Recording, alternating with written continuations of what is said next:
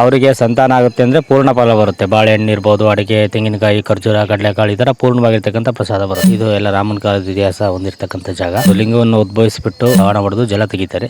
ಫಲ ಪ್ರಸಾದ ಬರೋದಕ್ಕೆ ಶುರುವಾಯಿತು. ಬಗಲ್ಲ ಅನ್ನೋ ಸೂಚನೆ ಏನಾರ ಇದ್ರೆ ಖಾಲಿ ಚೆಪ್ಪು, ಒಡಕ್ ಬಳೆ, ಇದ್ಲು, ಕಲ್ಲು, ಮಣ್ಣು ಈ ಥರ ಪ್ರಸಾದಗಳು ಬರ್ತವೆ. ಪ್ರಸಾದ ಬಂದು 3 ತಿಂಗಳಿಂದ ವರ್ಷ ಟೈಮ್ ಇರುತ್ತೆ ಕಾರ್ಯ ಆಗೋದಕ್ಕೆ. ಬೇಗನೆ ಪ್ರಸಾದ ಬಂದರೆ ಕೆಲಸ ಬೇಗನೆ ಆಗುತ್ತೆ ಅಂತ, ಸ್ವಲ್ಪ ನಿಧಾನ ಬಂದರೆ ದೋಷ ತೋರಿಸ್ತಕ್ಕಂಥ ಪ್ರಸಾದಗಳು ಬರ್ತವೆ. ಅಂದರೆ ಬಾಳೆಹಣ್ಣೊಳಗಡೆ ಅಕ್ಷತೆ ಬರೋದು, ಒಬ್ಬಾಳೆ ಬರೋದು, ಅರ್ಶಿಣಕೊಂಬರೋದು, ಅರ್ಶಿಣ ದಾರ ಬರೋದು ಈ ಥರ ದೋಷಗಳು ಬರ್ತವೆ. ನಮಸ್ಕಾರ ವೀಕ್ಷಕರೇ, ನಾನು ನಿಮ್ಮ ಸ್ವಾಮಿ ಹೊಸ್ಕೆರೆ. ನಮ್ಮ ಸ್ವಾಮಿ ಹೊಸ್ಕೆರೆ ಯೂಟ್ಯೂಬ್ ಚಾನಲ್ಗೆ ಎಲ್ರಿಗೂ ಆತ್ಮೀಯ ಸ್ವಾಗತ. ಇವತ್ತಿನ ಈ ವಿಡಿಯೋದಲ್ಲಿ ಶ್ರೀ ಕ್ಷೇತ್ರ ಆಲೂರಾಮೇಶ್ವರ ಸ್ವಾಮಿ ಸನ್ನಿಧಿಯ ಇತಿಹಾಸದ ಬಗ್ಗೆ ತಿಳಿಯೋಣ ಬನ್ನಿ. ವೀಕ್ಷಕರೇ, ಈ ವಿಡಿಯೋ ನೋಡೋದಕ್ಕಿಂತ ಮೊದಲು ಯಾರೆಲ್ಲ ನಮ್ಮ ಯೂಟ್ಯೂಬ್ ಚಾನಲ್ಗೆ ಸಬ್ಸ್ಕ್ರೈಬ್ ಆಗಿಲ್ವೋ ದಯವಿಟ್ಟು ಸಬ್ಸ್ಕ್ರೈಬ್ ಆಗಿ, ಹಾಗೆಯೇ ಹೊಸ ವಿಡಿಯೋಗಳ ನೋಟಿಫಿಕೇಷನ್ಗಾಗಿ ಪಕ್ಕದಲ್ಲೇ ಇರೋ ಬೆಲ್ಲೈಕನ್ನ ಒತ್ತೋದು ಮಾತ್ರ ಮರಿಬೇಡಿ. ಈ ಕ್ಷೇತ್ರದ ಇತಿಹಾಸದ ಬಗ್ಗೆ ತಿಳಿಯೋಣ ಬನ್ನಿ.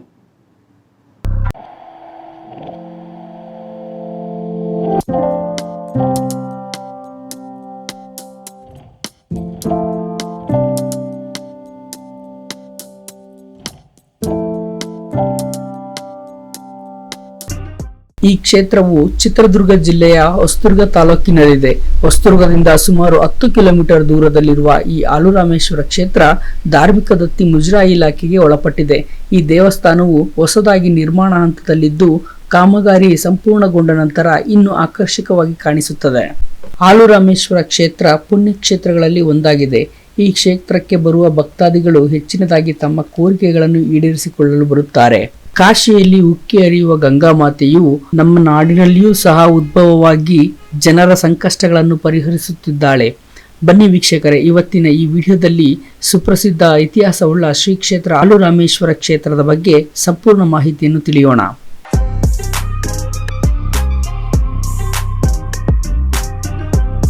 ಈ ಆಲೂರಾಮೇಶ್ವರ ಕ್ಷೇತ್ರವನ್ನ ಅಂದು ಹಿಡಿಂಬವನ ಎಂದು ಕರೆಯುತ್ತಿದ್ದರು, ಹಾಗೂ ಈ ಕ್ಷೇತ್ರವನ್ನ ದಕ್ಷಿಣ ಕಾಶಿ ಎಂದು ಸಹ ಕರೆಯಲ್ಪಡುತ್ತದೆ. ಈ ಕ್ಷೇತ್ರದಲ್ಲಿ ಶ್ರೀರಾಮಚಂದ್ರರು ಕಾಡಿಗೆ ವನವಾಸ ಬಂದಾಗ ಈ ಕ್ಷೇತ್ರದಲ್ಲಿ ತಂಗಿದ್ದರು. ಆಗ ಅವರು ಪ್ರತಿಷ್ಠಾಪಿಸಿದ ಲಿಂಗವೇ ಈ ರಾಮೇಶ್ವರ. ಹಾಗೆ ಈ ಲಿಂಗಕ್ಕೆ ದಿನನಿತ್ಯ ಒಂದು ಹಸು ಬಂದು ಹಾಲೆರೆಯುತ್ತಿತ್ತು. ಆದುದರಿಂದ ಈ ಕ್ಷೇತ್ರಕ್ಕೆ ಆಲೂರಾಮೇಶ್ವರ ಎಂದು ಹೆಸರು ಬಂದಿತು.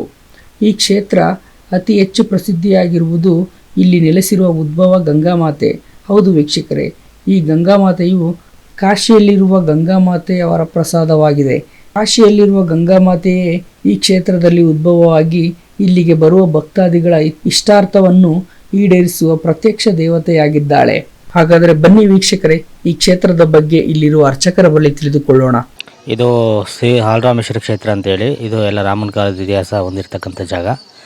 ಇಲ್ಲಿ ತ್ರೇತಾಯುಗದಲ್ಲಿ ಶ್ರೀರಾಮರು ವನವಾಸ ಮಾಡಿರ್ತಕ್ಕಂಥ ಸಂದರ್ಭದಲ್ಲಿ ಈ ಮಾರ್ಗವಾಗಿ ಬಂದಿರ್ತಾರೆ. ಇಲ್ಲಿ ದಟ್ಟವಾಗಿರ್ತಕ್ಕಂಥ ಕಾಡು, ಯಾವುದೇ ರೀತಿ ಇಲ್ಲಿ ಜನಸಂಧಾರಣ ಈ ಜಾಗದಲ್ಲಿ ಇರೋದಿಲ್ಲ.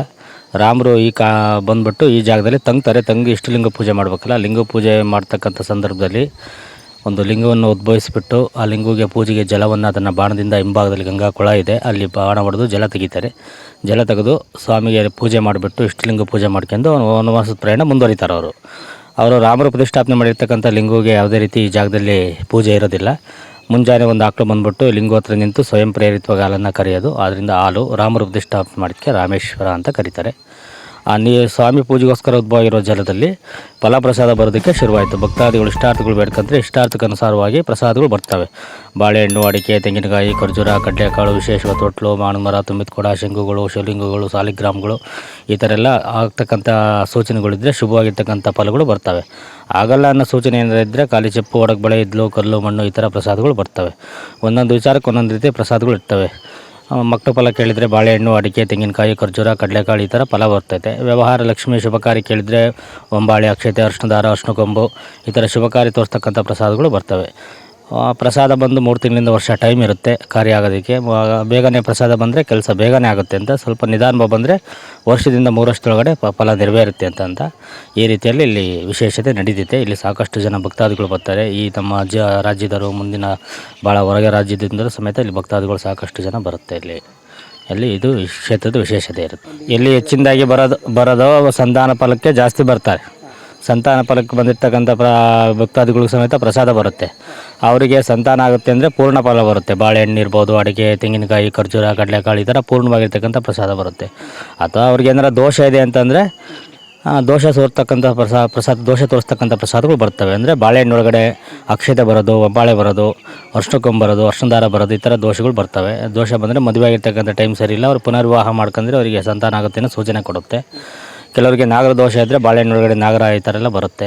ಒಟ್ಟು ಆಯಾ ದೋಷಕ್ಕೆ ಅನುಗುಣವಾಗಿ ಅಪ್ಪನೆ ಬರುತ್ತೆ. ಅವ್ರು ದೋಷ ಬಗೆಹರಿಸ್ಕೊಂಡ್ರೆ ಅವ್ರಿಗೆ ಬೇಗನೆ ಕೆಲಸ ಆಗುತ್ತೆ ಅವರಿಗೆ. ಇಲ್ಲಿ ನಾನೆಲ್ಲ 17 ವರ್ಷ, ನನಗೆ ನಮ್ಮ ತಂದೆ ನಂತರ 17 ವರ್ಷ ನನಗೆ ಸರ್ವಿಸ್ ಆಗಿದೆ. ನಮ್ಮ ತಂದೆಯವರು ವಂಶ ಪಾರಂಪರ್ಯ ಅರ್ಚಕರು ನಾವು. ಈ ಬಸವರಾಜಪ್ಪ ಅಂತೇಳಿ, ನನ್ನ ಹೆಸರು ಗಂಗಾಧರಪ್ಪ ಅಂತ, ಗಂಗಾ ದೇವಸ್ಥಾನದ ಅರ್ಚಕರು, ನಾನು ಬರಾಬರದ ಅರ್ಚಕರು. ಹಾಂ, ನಿಮಗೆ ಇಷ್ಟು ವರ್ಷ ನೋಡ್ಕೊಂಡು ಬಂದಿದ್ದೀರಾ ನೀವು? ಅದು ನೀರು ಮೂಲತಃ ಎಲ್ಲಿಂದ ಬರುತ್ತೆ? ಕಾಶಿಯಿಂದ ಜಲೋದ್ಭವ ಅಂತ ಹೇಳ್ತಾರೆ. ಅದೇ ಹಿಂದೆ ಕಾಶಿಗೆ ಯಾರೋ ಭಕ್ತರು ಹೋಗಿರ್ತಾರೆ, ಅಲ್ಲಿ ಸ್ನಾನ ಮಾಡ್ತಕ್ಕಂಥ ಸಂದರ್ಭದಲ್ಲಿ ಅಲ್ಲಿ 2 ಬಂಗಾರದ ಕಡಗಗಳನ್ನ ಕಳ್ಕೊಂಡಿರ್ತಾರೆ. ಈ ಮಾರ್ಗವಾಗಿ ಬಂದಾಗ ಅವರಿಗೆ ಹುತ್ತದ ಕೊಳವೆಯಲ್ಲಿ ಜಲದ ಮೂಲಕ ಬಂಗಾರದ ಕಡಗಗಳು ಕೈ ಸೇರ್ತವೆ. ಅದರಿಂದ ಜಲ ಕಾಶಿಯಿಂದ ಉದ್ಭವ ಅನ್ನೋ ಒಂದು ಪ್ರತೀತಿ ಇದೆ. ನಿಖರವಾಗಿ ಯಾರಿಗೂ ಗೊತ್ತಿಲ್ಲ, ಒಟ್ಟು ಅದೊಂದು ಕತೆ ಆಧಾರವಾಗಿ ಅದೊಂದು ಪ್ರತೀತಿಯಾಗಿ ಬಂದಿದೆ ಅಷ್ಟೇ ಅದು ವಿಚಾರ. ಇದು ಇದು ಎಲ್ಲ ಇದು ಸಿಗುತ್ತೆ ಅಂತ ಅಂದ್ರಲ್ಲ, ಏನೇನು ಬೇಡ್ಕೋತಾರೆ ಅದೆಲ್ಲ ಎಲ್ಲಿಂದ ಬರುತ್ತೆ? ಅಂದರೆ ಭಕ್ತಾದಿಗಳು ಹಾಕಿರ್ತಕ್ಕಂಥ ಪ್ರಸಾದಗಳೇ ಬರೋದು. ಅಂದರೆ ಕೆಲವು ಹಾಕಿರೋದು ಬರುತ್ತೆ, ಆಗ್ತಲೇ ಇರೋದು ಬರುತ್ತೆ. ಭಕ್ತಾದಿಗಳು ಬಾಳೆಹಣ್ಣು, ಅಡಿಕೆ, ತೆಂಗಿನಕಾಯಿ, ಖರ್ಜೂರ, ಕಡಲೆಕಾಳು ಈ ಥರ ಎಲ್ಲ ಬಿಡ್ತಾರೆ. ಕೆಟ್ಟದ್ದು ಯಾರು ಬಿಡಲ್ಲ ಕೊಳದಲ್ಲಿ. ಅದು ಪೂಜಾ ಕೊಳ ಆಗಿರೋದ್ರಿಂದ ಒಡಕ್ ಬಳೆ, ಕಾಲು ಚಿಪ್ಪು, ಇದ್ಲು, ಕಲ್ಲು, ಮಣ್ಣು ಏನು ಬಿಡಲ್ಲ. ಅದು ಸಮೇತ ಬರುತ್ತೆ. ಅದೇ ವಿಶೇಷ ಇಲ್ಲಿ. ಒಂದು ಎರಡನೇದಾಗಿ ಬಾಳೆಹಣ್ಣು ಬಿಡ್ತಾರೆ ಭಕ್ತರು. ಬಾಳೆಹಣ್ಣು ಕರಗ್ಬಿಟ್ಟು ಬರೀ ಸಿಪ್ಪೆ ಬರುತ್ತೆ, ಕೆಲಸ ಆಗಲ್ಲ ನನಗಿದ್ರೆ. ಕಾಯಿ ಬಿಡಿದಾಗ ಕಾಯಿ ಕರಗ್ಬಿಟ್ಟು ಬರೀ ಚಿಪ್ ಬರುತ್ತೆ ಕಾರ್ಯ ಆಗದಿದ್ದಾಗ. ಈ ಥರ ಎಲ್ಲ ವಿಶೇಷತೆ ಅಲ್ಲಿ ನಡೀತಾ ಇದೆ. ಅಲ್ಲಿ ಇಲ್ಲ ಈ ಜಲ ಯಾವಾಗಲೂ ಬರ್ತಲೇ ಇರುತ್ತೆ. ಮಳೆಗಾಲ ಅಂತ ಏನು ಜಾಸ್ತಿ ಆಗೋದಿಲ್ಲ, ಬೇಸಿಗೆ ಅಂತ ಕಡಿಮೆನೂ ಆಗಲ್ಲ. ಒಂದೇ ಲೆವೆಲ್ಲ ಜಲ ಹೋಗ್ತಾ ಇರುತ್ತದು. ಈ ವಿಡಿಯೋ ನೋಡ್ತಿರೋರಿಗೆ ಏನು ಹೇಳಕ್ಕೆ ಇಷ್ಟಪಡ್ತೀರಾ? ವಿಡಿಯೋ ನೋಡ್ತಾರೆ ಭಕ್ತಾದಿಗಳು ಎಲ್ಲ ಬರ್ತಿದ್ದಾರೆ. ಅವರು ಬಂದು ಅವ್ರೇನಾರು ಕಷ್ಟಗಳಿದ್ದರೆ ಬಂದು ಇಲ್ಲಿ ಕೇಳ್ಕೊಂಡು ಹೋದರೆ ಬೇಗನೆ ಫಲ ಸಿಗುತ್ತೆ ಅವರಿಗೆ. ಅಂದರೆ ಫ್ರೀ ಆದ ದಿನಗಳ ಬರೋದು ಉತ್ತಮ. ಯಾಕೆಂದರೆ ಇಂಥ ಶ್ರಾವಣ ಮಾಸದಲ್ಲಿ ಇಲ್ಲೆಲ್ಲ ಬ್ಯುಸಿ ಇರುತ್ತೆ. ಇಲ್ಲಿ ಫ್ರೀ ಆದ ಮಂಗಳವಾರ, ಸೋಮವಾರ, ಬುಧವಾರ ಇಂಥ ದಿನದಾಗ ಆರಾಮಾಗಿರುತ್ತೆ. ಆವಾಗ ಬಂದು ಬೆಳಗ್ಗೆನೇ ಬಂದು ಪೂಜೆ ಮಾಡಿಸ್ಕೊಂಡು ಅಪ್ಪನ ಕೇಳ್ಕೊಂಡು ಹೋದ್ರೆ ಒಳ್ಳೆಯದು ಅವ್ರಿಗೆ. ಯಾವ ದಿನ ಒಂದು ವಿಶೇಷವಾದ ದಿನ ಇಲ್ಲಿ ಸೋಮವಾರ, ಶುಕ್ರವಾರ ದಿನ ವಿಶೇಷತೆ ಇರುತ್ತೆ ಇಲ್ಲಿ. ಅತಿ ಹೆಚ್ಚಿನದಾಗಿ ಭಕ್ತಾದಿಗಳು ಗೌರ್ಮೆಂಟ್ ಹಾಲಿಡೇಸ್ ದಿನ ಭಾಳ ಜನ ಬರ್ತಾರೆ ಇಲ್ಲಿ. ಇವತ್ತು ಹೆಚ್ಚು ಕಮ್ಮಿ ಒಂದು 5-6 ಸಾವಿರ ಜನ ಬಂದೋಗಿದೆ ಇವತ್ತು. ದರ್ಶನ ಆದರೆ ನೇರವಾಗಿ ದರ್ಶನ ಮಾಡ್ಕೋಬೋದು. ದರ್ಶನಕ್ಕೇನು ಅದಕ್ಕೇನು ರಸೀದಿ ಇರಲ್ಲ. ಇದು ಮುಜರಾಯಿ ದೇವಸ್ಥಾನ. ಇದು ಪೂಜೆ ಮಾಡೋದಕ್ಕೆ, ಪ್ರಸಾದ ಕೇಳೋದಕ್ಕೆ ಟಿಕೆಟ್ ತೊಗೋಬೇಕು ಅದಕ್ಕೆ.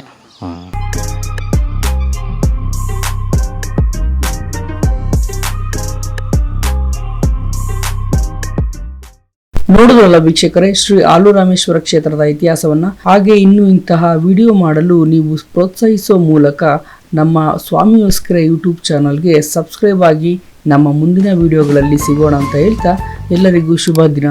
ಧನ್ಯವಾದಗಳು.